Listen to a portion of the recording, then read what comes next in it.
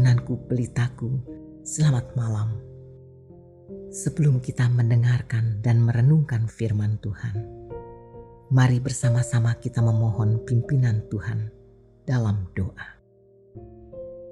Bapa yang maha besar dan maha mulia, kami sungguh bersyukur Bapa, kami boleh menjadi anak-anak kesayangan-Mu Bapa.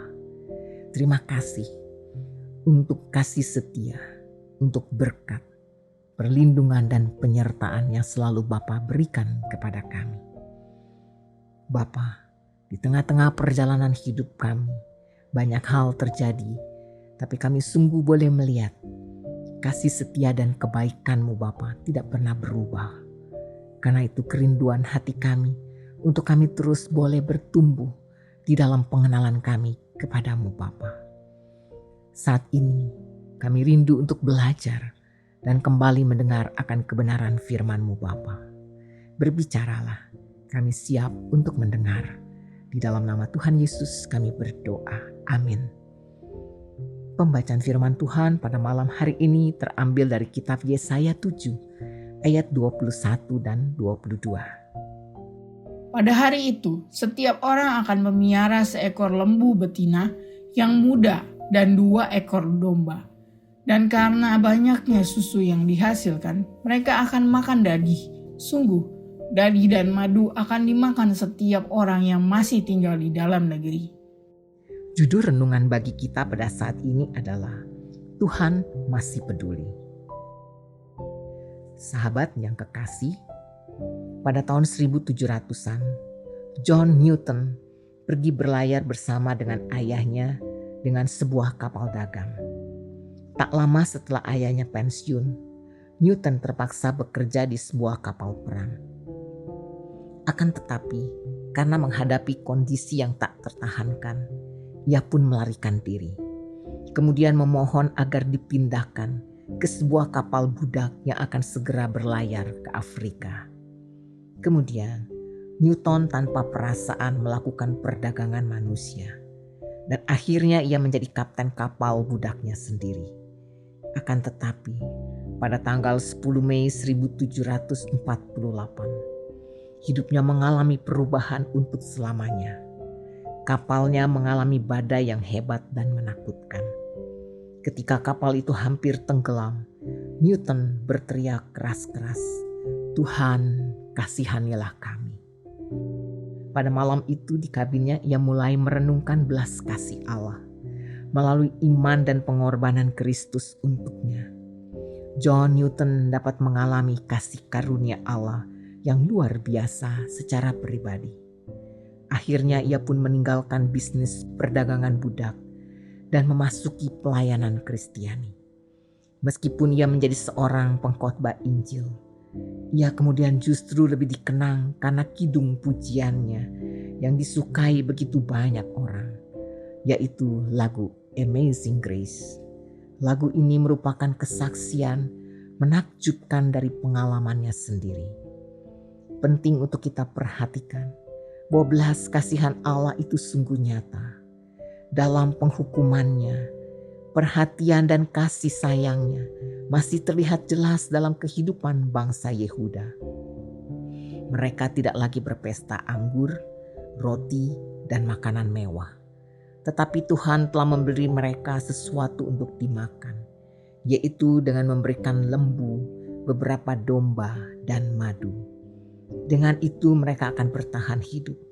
Itu adalah maksud Tuhan untuk merendahkan hati mereka yang angkuh, untuk membalikan hati mereka yang memberontak kembali kepadanya. Bukan maksudnya untuk menghancurkan mereka, tetapi itu adalah rencananya agar Yehuda meninggikan Tuhan. Sahabatku, Tuhan mungkin mengizinkan kita mengalami masa-masa sulit untuk mengembalikan hati kita kepadanya. Juga untuk memurnikan kita dan menjadikan kita seperti Yesus. Jangan biarkan diri Anda untuk sesaat berpikir bahwa Dia tidak lagi peduli. Karena Allah sangat mengasihi kita dengan kasih yang kekal. Marilah kita bersatu di dalam doa. Bapa Surgawi, Terima kasih atas perhatian dan kasih sayang-Mu yang kekal dan tidak pernah berubah. Bahkan di saat kami sedang mengalami disiplin-Mu Bapa, Engkau tetap menunjukkan belas kasihan-Mu kepada kami. Memang tidak menyenangkan ketika kami menjalaninya. Namun kami tahu bahwa semua yang terjadi di dalam kehidupan kami, ini adalah yang terbaik agar hati kami kembali dimurnikan. Bapa yang penuh kasih, berkatilah istirahat kami di malam hari ini. Berikanlah kami tidur yang nyenyak dan jagalah kami dari segala mara bahaya. Bangunkanlah kami kembali esok hari dengan kekuatan yang baru, sehingga kami dapat melakukan aktivitas kami dengan baik dan memuliakan nama-Mu. Di dalam nama Tuhan Yesus Kristus kami berdoa dan bersyukur. Amin.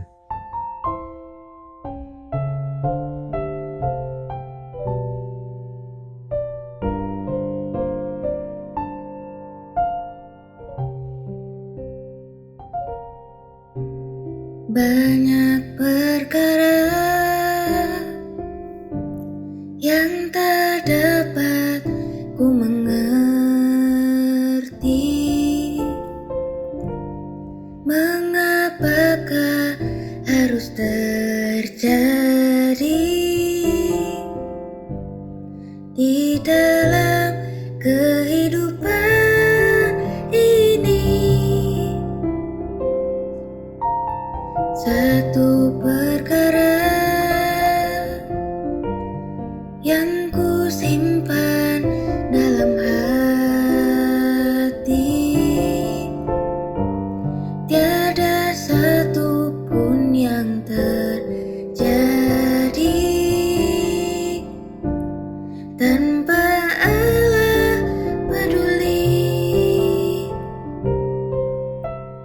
Allah mengerti, Allah peduli segala persoalan yang kita hadapi.